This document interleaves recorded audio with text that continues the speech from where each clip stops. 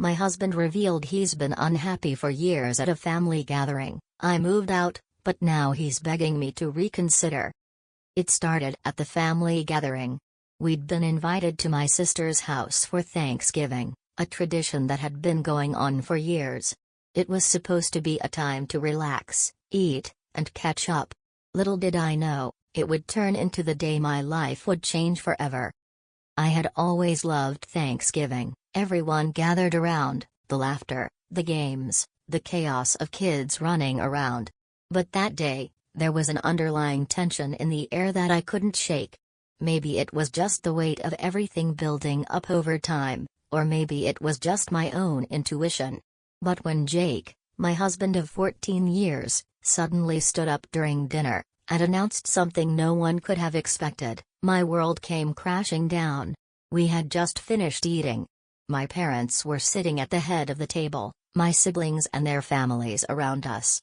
The kids were already running to the living room for a game of charades, and the adults were gathered around sipping wine and talking about old memories. But Jack seemed unusually quiet.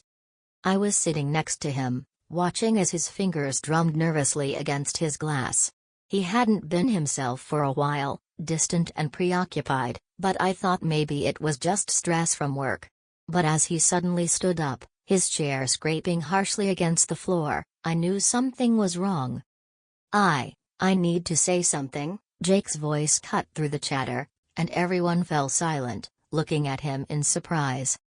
I felt my heart skip a beat. I glanced around the table, my sister's face frozen in confusion, my mother's eyes narrowing with concern. What was happening? Jake cleared his throat, and his face turned a shade of red I had never seen before. "I've been unhappy for years. And I think it's time you all knew." I froze. A sudden, suffocating silence engulfed the room. I could barely process what he was saying. My mind raced, but my voice didn't come. I couldn't find the words. Happy?" My mother's voice trembled as she spoke, her eyes flicking nervously between Jake and me. "What do you mean, Jake?" "I mean, I've been unhappy," Jake repeated, his voice barely above a whisper now, but somehow, it carried across the room. "In my marriage, in my life. For a long time now." The words hit me like a slap.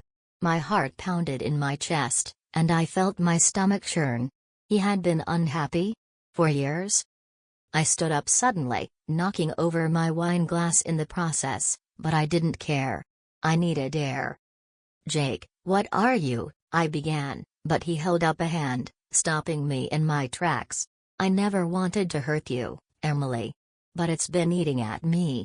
I've been pretending for so long, and I can't do it anymore. I'm not in love with you anymore." His words sliced through me, leaving a raw, jagged wound. The world around me seemed to blur, and I could feel the heat of my face flushing as I tried to grasp what he was saying. I could hear my sister's voice in the background, asking, "What do you mean, Jake? Why now?" But I was beyond that point. I turned to look at him, my voice breaking. You've been unhappy for years? And you're telling me this now?"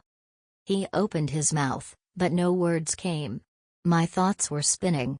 My mind was reeling. How could he do this to me, to us, here, in front of our family? I was shaking, my vision clouded with anger and confusion. My hands trembled as I reached for my purse, my head screaming to get out, to leave. "I need to go," I said, my voice cold and distant. "Emily, wait," Jake started, but I was already heading for the D. I didn't speak to Jake that entire night. I barely even spoke to anyone. I spent the rest of the evening in a fog, processing what had just happened. But the truth was, I didn't need to process it. I was devastated. I felt betrayed, humiliated, and utterly lost. Jake, the man I had given my heart to, the father of our children, had just announced to the world that he no longer loved me. I didn't sleep that night. I couldn't. The pain gnawed at me, but so did the shock. My mind kept replaying everything he had said, each word echoing in my head like an assault. The next morning, I made the decision. I packed my things, quietly, while Jack was still asleep. I didn't tell him I was leaving, not yet. I couldn't. I couldn't look at him, not after what he'd said. When I walked out of the house that morning with a duffel bag and our daughter's essentials, I felt like I was walking into a void. I didn't know where I was going, but I knew I couldn't stay in the house with him. Not now. I moved in with my sister for a while. The first few days were a blur of emotion. I cried, I screamed, I fought to make sense of the chaos Jack had unleashed. My sister, Jen, was supportive but concerned. She kept telling me to take my time, to think about things carefully. But how could I? How could I think straight when my world had been torn apart? I tried to focus on the kids, on our daughter, Lily, who was just 8 years old. She was too young to understand the full extent of what was happening, but she knew something was wrong. She kept asking when we were going back home. I couldn't answer her. And then, Jake began calling. It started the day after I left. His voice on the phone was frantic, pleading, as if he were trying to reach through the phone and grab me. "Emily, please, just hear me out. Can we talk? Please. I didn't mean to hurt you. I love you. I still love you." Each time I picked up the phone, my heart would pound, and I'd hear the desperation in his voice. It felt suffocating. But I couldn't talk to him, not yet. "You don't get to just rip apart our lives and then beg for my forgiveness," I would say when I did answer. "You made your choice, Jake." "Emily, no. I didn't want this. I never wanted to hurt you. I've been so miserable. I was stupid, and now I'm paying the price. Please, let me make it right." "I don't know how you can make this right, Jake," I'd say, voice shaking. "You've shattered everything. How am I supposed to come back from this?" Each call, each message, felt like a weight on my chest, but still, I couldn't bring myself to go back to him. How could I? How could I go back to the man who had just told me, in front of everyone, that he had been unhappy with me for years? The days passed, and the phone calls became more frequent. His apologies, his pleas, all started to blur together. But I still couldn't bring myself to make a decision. I didn't know what was worse, the uncertainty of a life without him or the possibility of trusting him again after everything he'd done. One evening, as I was sitting on the couch at Jen's house, trying to find some peace, my phone rang again. I looked at the screen, it was Jake.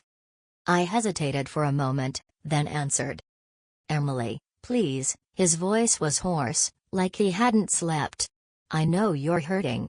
I know I don't deserve another chance, but please, can we meet? I need to explain. I need you to hear me out. Just one more time."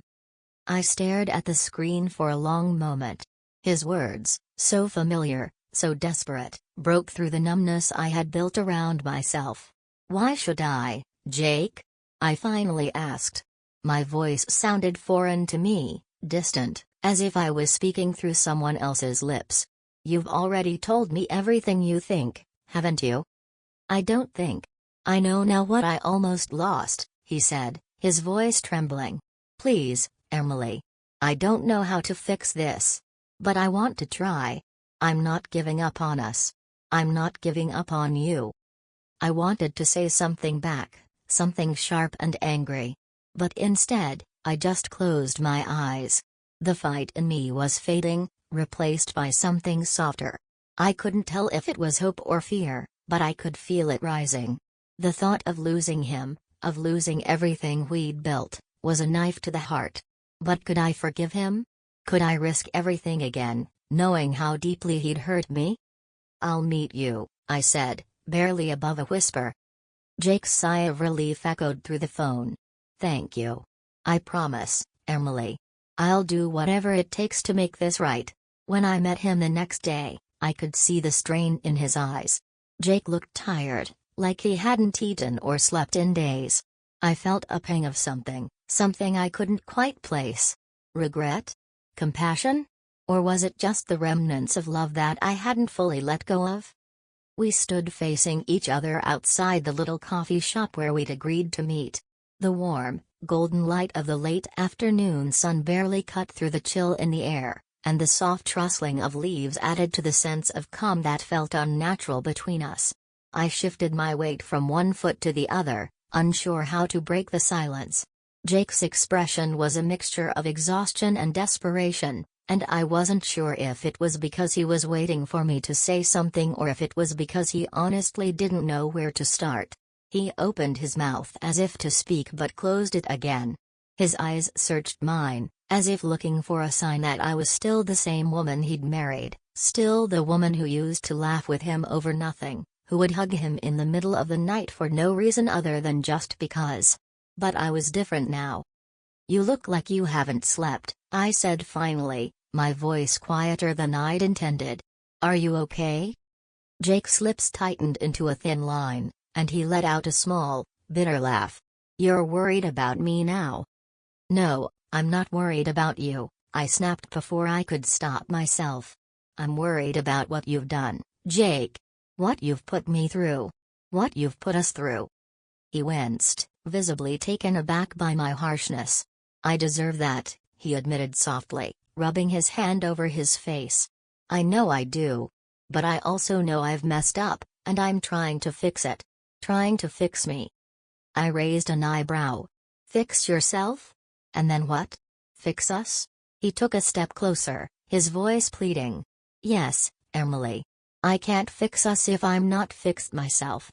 I've been a mess for so long. I've been running from everything that mattered.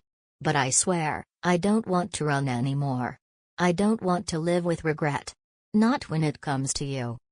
I felt something stir inside me. His words were the right ones, of course they were. He knew what to say. But I couldn't just forgive him because he sounded sorry. I couldn't ignore the pain of what he had done. Could I ever trust him again? "You've hurt me, Jake," I said, my voice breaking. "You told me in front of my family that you've been unhappy for years. Years, Jake. How do I just forget that?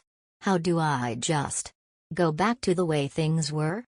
How do you expect me to act like everything's fine when you've broken my heart like that?" Jake looked down, his face contorting with guilt. "I don't expect you to forget, Emily. I don't even expect you to forgive me right away. But I'm asking for a chance. A real chance to prove to you that I can do better. That I will do better." I stepped back, holding up my hands as if to create space between us. "I don't know, Jake. I don't even know who you are anymore. The man I thought I knew would have never." I stopped myself, shaking my head. The words wouldn't come. They were stuck in my throat. "Would never what?" he asked gently, his eyes softening. He stepped closer, but I didn't move. "Would never have treated me like this," I whispered, my voice barely audible. "I didn't want to treat you like this. I never wanted to hurt you. I was a fool, Emily. I was drowning in my own fear and didn't see the damage I was doing until it was too late. But it's not too late. Not yet." I looked away, staring down at the cracked sidewalk beneath my feet. "It feels too late. Please don't say that," Jake begged, his voice thick with emotion. "I know I've made mistakes. I know I've been selfish. But I swear to you, Emily, I'm ready to do whatever it takes. I'm ready to fight for us. I'm ready to do the work to rebuild everything I've torn down." I swallowed hard, feeling the rawness in his voice, but I couldn't let myself be swayed by it. "How can you promise me that? How can I trust you again after everything?" Jake seemed to shrink, his shoulders sagging as he took a deep breath. "I can't promise you overnight that everything will be fixed. But I can promise you that I'll never stop trying. I'll never stop showing up.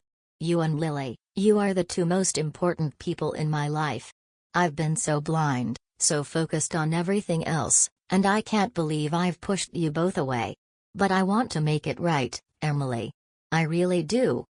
I met his gaze again, searching his eyes, looking for something, anything, that could tell me he was sincere. But I didn't know if I was ready to believe him.